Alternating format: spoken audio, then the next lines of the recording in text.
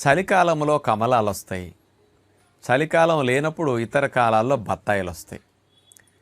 రసాన్నిచ్చే పుల్లటి పళ్ళల్లో కమల, బత్తాయి రెండు అతి ముఖ్యమైనవి.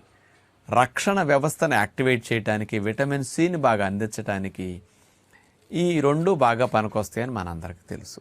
ఈ కమలాలు, బత్తాయిల్ని తీసుకుంటే, బత్తాయిలో 100 గ్రాములు తీసుకుంటే ఆ లోపల తినే ముత్యాలు ఏవైతే ఉంటాయి సుమారుగా 40-42 క్యాలరీలు ఉంటాయి. కమలాలు తీసుకుంటే 48 క్యాలరీలు ఉంటాయి 100 గ్రాములు. షుగర్ పేషెంట్స్ కానీ, కొలెస్ట్రాల్ తగ్గాలనుకునేవారు కానీ, ఎల్డిఎల్ బ్యాడ్ కొలెస్ట్రాల్ తగ్గాలనుకునేవారు కానీ, అట్లాగే హెచ్డిఎల్ గుడ్ కొలెస్ట్రాల్ పెరగాలనుకునేవారు కానీ, బ్లడ్లోకి ఫ్యాట్ ఎక్కువ అబ్జార్బ్ కాకుండా ఉండాలి, మన ఫ్యాట్ ఫుడ్ తింటున్నా ఈ ఫ్యాట్ బ్లడ్లోకి ఎక్కువ అబ్జార్బ్ అవ్వకుండా రక్షించుకుంటే బాగుంటుంది అనుకునే వారికి కమలాలని, బత్తాయిల్ని రసంగా త్రాగటం బదులుగా